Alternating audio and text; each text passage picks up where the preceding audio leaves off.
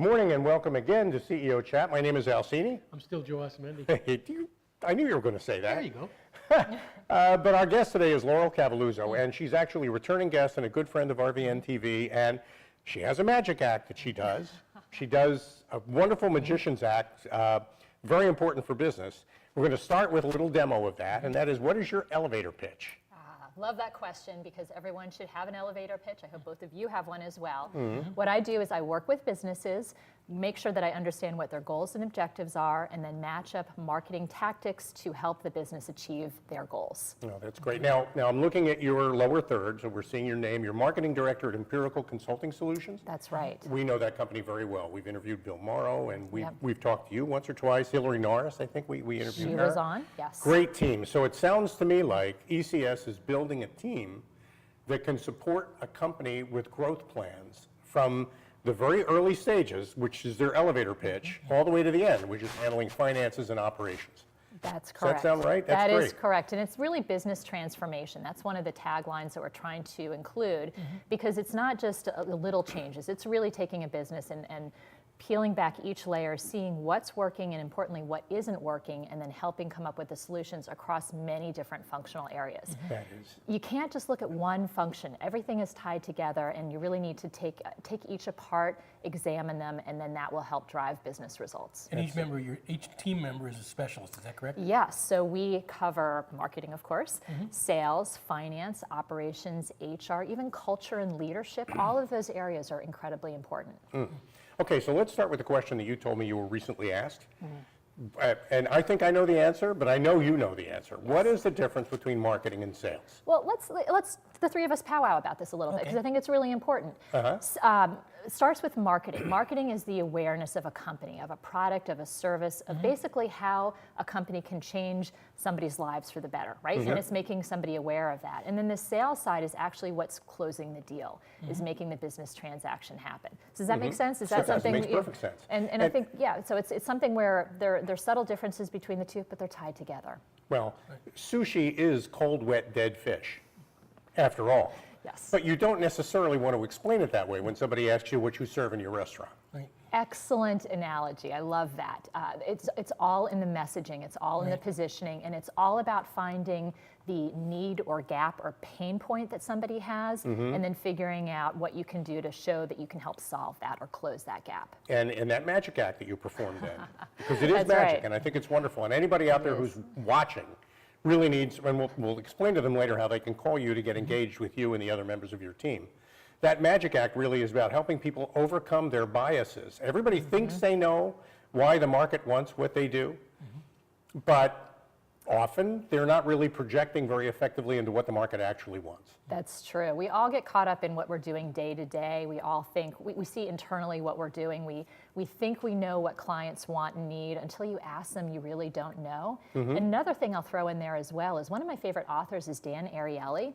He has a book called Predictably Irrational, and people are irrational but predictably so. So if you can get some insights into what's going on with a consumer or with your prospective buyer, you can really start to understand what you can do to help overcome their objectives and predict what it is that they're going to like or not like or react to. Okay, great. So now here's where we get to ask you the interesting question. The magic that you do is, all of a sudden I go from having something that I'm comfortable saying to having something that actually changes somebody else's impressions and what they know about me. Yes. In between that, there are steps, part of what we don't normally see behind the scenes, how you do that trick. Where do you start? If you're talking to me, where do you begin that conversation? Well, great questions, and a very interesting process, because I can't just wave my magic wand and make it all happen. As much as I'd love to, it doesn't really work that way. What I need to do is talk with a company and find out their values, their background, their history, and then really understand their product or service and know the nuts and bolts of everything that they do that, again, can improve somebody's lives or a company's lives. Research really needs to take place as well, both with current clients, sometimes with past clients, finding out where the need was not met or the gap was left gaping open. As well in the industry and in the competitive landscape, understanding who else is in that field doing something similar. And when you're talking about marketing a company, one of the most important things you need to do is make your own product or service unique and different. You've got to have a different spin, a different take, a different message. So if you don't know what's going on in the competitive landscape, you can't accomplish all of that. And part of what you do is a research into what your competition is doing. Yes. So it's not just about saying something flowery and pretty. It's about knowing what everybody else is saying. Other people are making the same promise into the marketplace that you are. What inclines people to believe that you're going to keep your promise versus the promises they're making. And that's great. That's exactly what it's all about. Is coming And up that's with where something you, along well, those lines. that's real value. Now, okay, we've got people out there who are watching, and it's, it still sounds like magic to them. A startup company definitely needs you because until you can establish a foothold in a marketplace, you need to have some kind of a story that you can tell that is compelling. Yes. You help with that. I do, and actually this is where ECS then comes in as well, because with a startup, you really need to have a business plan. So I've had a number of people who will come to me and say, here's this great product, a great service, brand new, I'm ready to start marketing it. Well, no, we've got to step back and you've got to have a business roadmap. So until a business has that in place, you really can't start marketing effectively. Now, marketing does become part of the business plan, but again, things like pricing, how things are going to be manufactured, if you're actually manufacturing it, what quantities you want to have, how big your team should be, operationally how you should be structured, all of that really needs to be established before marketing can then work its magic. Yeah, okay, that's why it's important to be part of a team. We kind of imagined before the program it's a little bit like a Mission Impossible thing where you've got a whole bunch of photographs of people with different skills. You can pull a team together based on a problem that a client might have that they need to solve right away. But I want to make the point, it's not only about establishing a market for a growing or for a new company, but there could be companies that have been in business for 30 or 40 years. Business is a moving target. The clients that you could count on 20 years ago are not necessarily still the demographic you're approaching today. You also help with that. We do, yes, and I do. Great point, though, as well, with the businesses that have been basically doing the same thing for decades. And you can't do that. Everything is changing. Technology is changing. Marketplace is changing. Consumer needs and desires, they're all changing very rapidly. And many businesses kind of just do the same old thing that they've always been doing without having a roadmap that's updated or even having a roadmap at all. So those, I really enjoy working with those companies because they know their business so well. They're not learning it from the ground up. They're already entrenched in it. And many times the ahas happen as they start to look at different, their business in different lights. And sometimes there's new revenue opportunities that come along. There's a lot, again, when we start doing research, talking with consumers, looking at the competitive landscape, that's when additional business opportunities come forth. And that's really can drive business growth. So the engaging Laurel Cavalluzzo is in part a discovery process. Yes. Not just about Laurel picking my brain to learn what I'm trying to sell, but me understanding from Laurel's point of view some things I may not have considered before we started having this conversation that might actually make the difference between a win and a loss here. Well said. And again, marketing is not just about pretty flowery messages like you were talking a few minutes ago, Al. It really has to be about data and analytics and information and taking all of the information that you can possibly find and then using that to make the best business decision. That's where, again, it helps to have an outsider come in. We all get so entrenched in our businesses. Having somebody with fresh eyes come in, take a look, again, examine the things that sometimes a business owner doesn't realize really should be examined. That's where new light is cast on a familiar situation. Let's say a company you're talking about has done marketing forever. How receptive are they to new ideas on a whole? That's a really good point. Sometimes there's a little bit of resistance. What I find a lot of times is when I go into a company, there might be a couple of people who are really set in their ways, but then there's some people who are like, things aren't working. They're not achieving their goals. And that's oftentimes an indicator. If there are sales goals, business goals that are not being met, marketing will be called upon to help fix the problem. Sales will as well, but marketing will be called upon to fix that. So what I find is the clients who see, hey, we've been trying some things, I'm really good at what I do within this industry, but in terms of marketing the company, I need some additional help and ideas, those folks can be very receptive. And a lot of times if there are a couple people who are within a company who are a little bit resistant, once that we have a discussion and they realize we're here to help, it's not a threatening type of situation, and they see it's actually going to be a very fun process. I mean, this is where the magic comes in. There's actually some fun with it as well. Then all of a sudden the attitudes change and we're all in it together. What's the length of an engagement with your company? I'm sorry, what's the length? The length, yeah. For Oh, instance. it's a great question as well. It could be a month or two if there's a small business project, but many of my clients I've worked with for years. Now, I will say that a big part of what I do is training internal people to learn how to take over some of the marketing responsibilities themselves. That's important as well. People don't want to be relying on an outside consultant forever, and they want to understand what it is that they need to do. So there's a mix of all different types of clients in between. Sometimes I'll work with a client for 6 months or a year, get them set up, but then as their business landscape changes, their business situation changes, they'll call me back in, I'll come in, we'll rework the roadmap, get them set up again, and then, again, I'll train their individuals and they'll be off and running again. Train the trainer. Exactly, I do a lot of that. So if I'm a big company and I have a chief marketing officer, you could work with him or her, maybe to help them get a fresh look at what it is they're working on, maybe help them overcome some of the obstacles they're facing. If I'm a small company and can't afford a CMO, you can be a fractional CMO for me to help me get started for as long as I need you, for as much as I need you, maybe full-time in the beginning, but on a diminishing basis as things start to roll. Absolutely, yes. So a lot of times too, and you kind of hit the nail on the head, and up front is where there's a lot more time that's needed, again, uncovering and doing the research that's required, and then developing what I call toolkits. So a lot of times there'll be a database toolkit, a social media toolkit, making sure the website is in place, getting that all in order. Once those toolkits are in place, they can then really be turned over to the internal staff if that's what they'd like. Sometimes clients are really lean and mean and they want to outsource everything, and that again with me working within ECS, a larger organization, we can make that happen. So very flexible. Clients have different needs. We want to help them find what's the best solution for them. So you can customize a solution to the organization you're working with. Yes. Oh, that's great. I think I'm imagining all the different scenarios where that might be a great fit, and I know I work with a bunch of companies and I've seen them struggle with exactly the problem that you address, which is we have a system, we send out mailers. I don't know why I'm not growing. I send 30 emails a year. I make 300 telephone calls a month. But somehow things just don't seem to click. And just doing the same things over and over again, persistence doesn't always pay. Sometimes you need to change things up a little bit. Yes, and you need to really analyze and look at the data that's available. So for example, with emails that are sent out, there's a lot of analytics on the back end that sometimes people take a look at or a cursory look at, but they don't look at it in detail and come up with a report.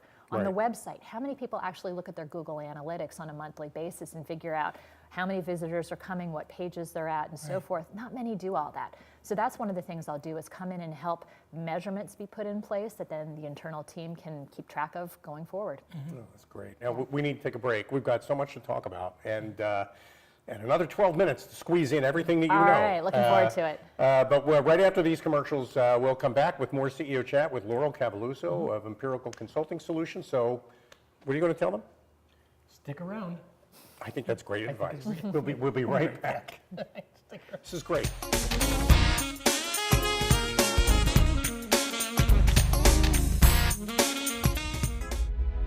But what does it take to strengthen our service members?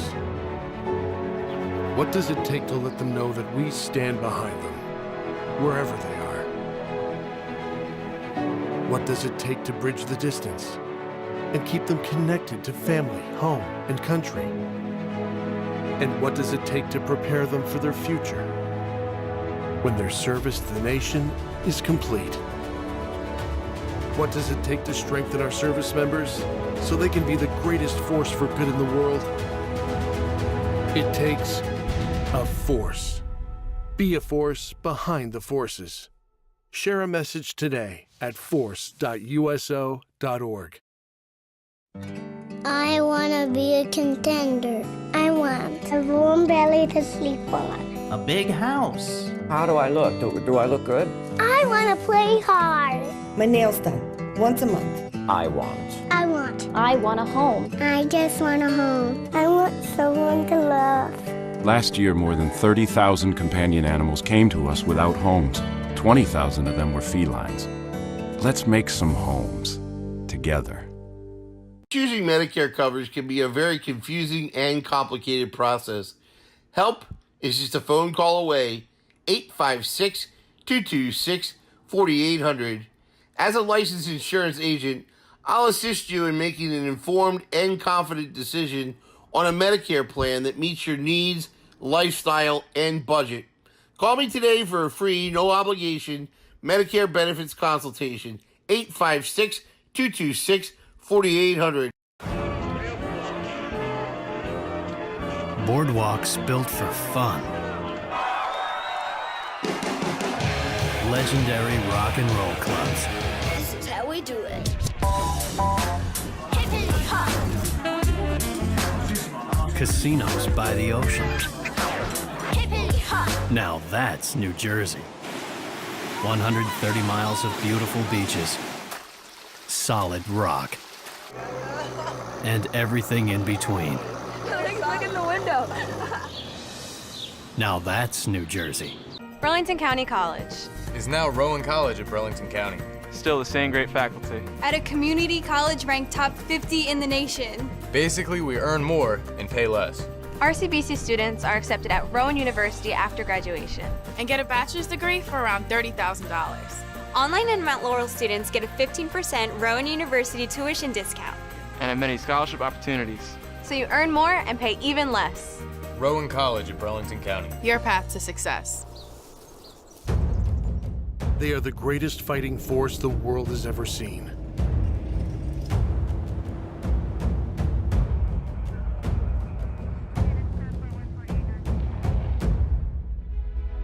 But what does it take to strengthen our service members?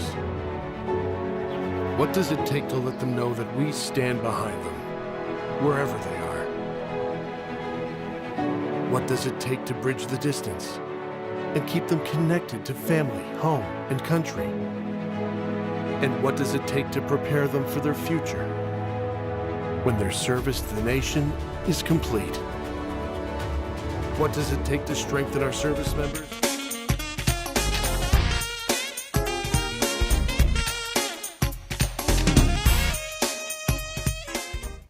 Welcome back to CEO Chat. Who was I again? You're El Cini. Yeah, no. Son of a gun. Would you like an autograph? Joe Asumendi, what a pleasure. Nice to see you. On a check. But our guest is, yeah, definitely. On a check, give him a check, definitely. sure.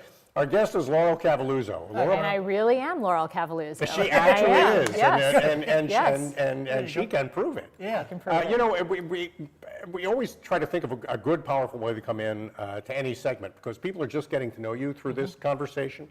You mentioned you were a farm girl, and that immediately struck me because most people think that making sales is like hunting. You go and find your prey and you bag it and I mean, it's horrible, but the truth is it's farming. It's a combination of creativity and consistency. So, okay, farm girl, tell us how being a farm girl helps you do this. And also patience, I will just add into that, and that's taking great. time and so forth. So yes, I grew up on a farm in central Virginia, Charlottesville, Virginia, where the University of Virginia is. I do not have a southern accent though, as you will notice. But what I learned is basically all hands on deck on a farm. Every family member is involved. We're taking care of the animals, we're taking care of the land. You know, the haying, that was a big job each year where we would cut the grass at the right time, pray that it wouldn't rain so that everything would dry, pray that the tractor and all the equipment would work, and that we would all go out there and take care of it. And then we'd have cattle hay and horse hay, depending on the quality and so forth. Right. But getting back to your point, growing up on a farm teaches an incredible work ethic. You have to work a very long day, 7 days a week. Not that I do that necessarily now, 24 hours a day, but you just learn these values and you learn to work together as a team, and you also learn crisis management because stuff happens, bad stuff happens, and you've got to learn to react to it. So that's one of the things I love about PR is, you know, sometimes the PR spin is great, but sometimes bad things happen. Well, and so PR is another part of the solution that you provide. Reputation management, marketing, they all kind of work together, and that's something, having people develop the kind of steady hand with a creative lean is what really makes a difference, I think, in marketing and in reputation management. It does, and sometimes people separate them out, but they're all tied together. I think this is a common theme we keep coming back to. Right. It's all tied together. And for example, if you look at PR separately from social media, separately from your database management and database marketing, you're not going to have a cohesive message or a good marketing solution. They all have to really be looked at and examined together in the strategy. They've got to be aligned too. Yes. Yeah, yes. that's very well important. said. Well said. Okay, so I was recently talking to a colleague of mine who has, for years, for decades actually, has been selling pretty successfully a program that helps companies save money, become more productive, be more profitable. And his messaging is around this: try this because you'll be more profitable, you'll make more money. I mean, and he'd become used to that message working. And over a couple of decades, it worked fine. But for the last couple of years, it has just not worked. Right? It just hasn't. And he's frustrated by that because he wants to know why his message isn't working anymore. And I'm telling him more important than understanding why your message isn't working is to try different messages to see which one does. Yes. So farming up to a point, doing the same thing over and over again works, but it's every now and then you've got to take a look at what you're doing that's not working and change up. You do. Isn't the definition of insanity doing the same thing over and over again and expecting a different result? I think that's, I love that. In my family, it's the definition of insanity. I think we can probably Yes, all for relate sure. to that. And Absolutely. we try to work through that. But yes, and that's what businesses need to do. When things are working wonderfully, super, but take a look and see what you can do better. But when things are just not working at all, that's where you have to step back, re-examine everything with a fresh set of eyes. Again, we all tend to get so close to our businesses that it's hard to be objective and look at things with fresh eyes because it's just something we see every day.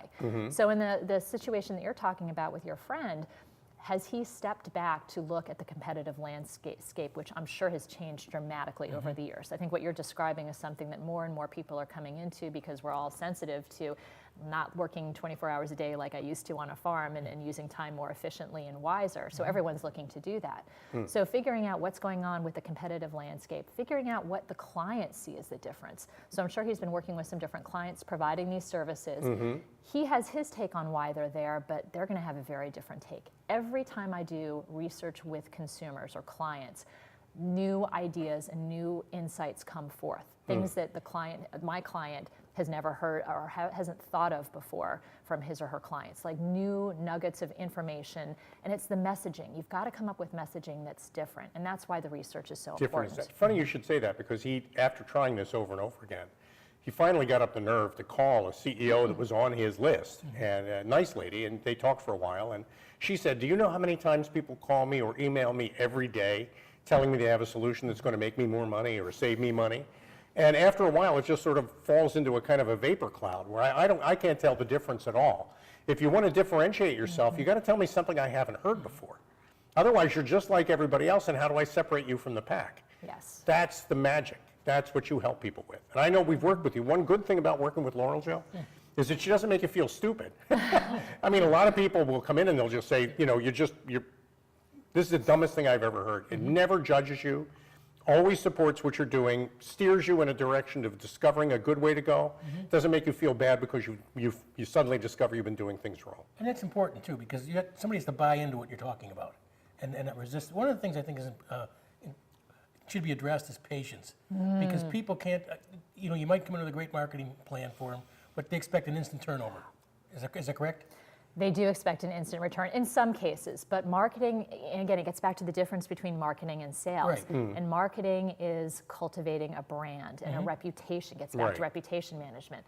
So Getting to be known for something. Exactly, getting to be known as the expert in your industry or the go-to company in your industry. That takes time. Right. And so that's one of the things that when I'm working with clients, trying to set the expectations, give some good guidelines. You need 6 months to a year to really start to shift the reputation of a company, for example.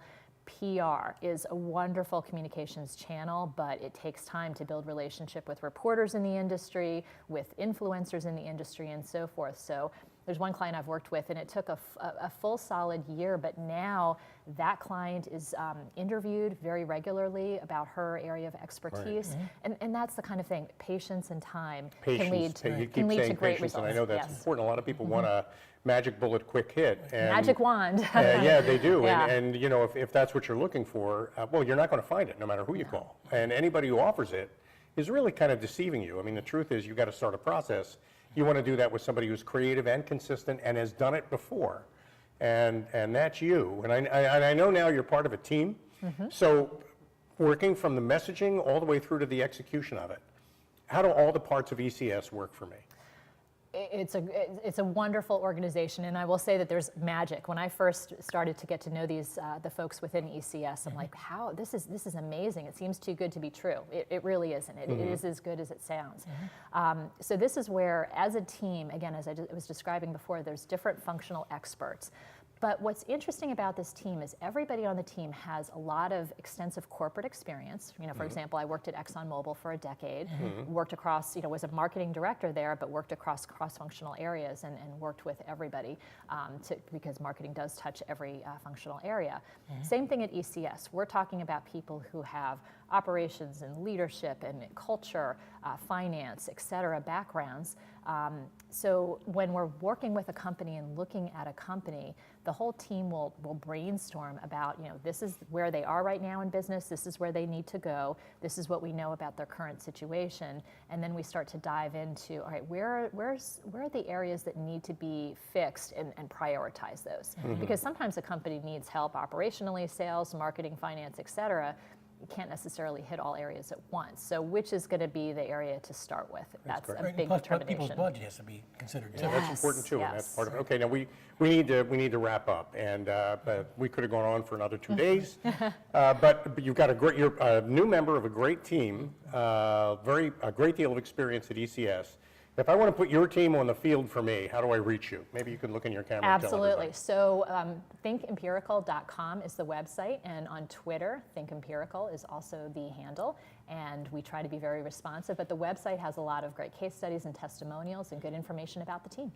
Great, and their website was, you helped with their messaging, you helped with theirs, so I've looked at the website, it's terrific, Yes. nice work. Thank you very much. What a pleasure, Thank you, Laurel. Al. Thank you, Joe. Great to see you guys again. Thank you. And we'll have you back again next year for an update. It's great to talk to you as always, and thank all of you for joining us today on CEO Chat. My name is Al Cini. I'm still Joe Asumendi. And we'll be back again at 1 o'clock for a third CEO Chat today, a special program, so we hope you'll join us for that. Don't go anywhere. We'll be right back.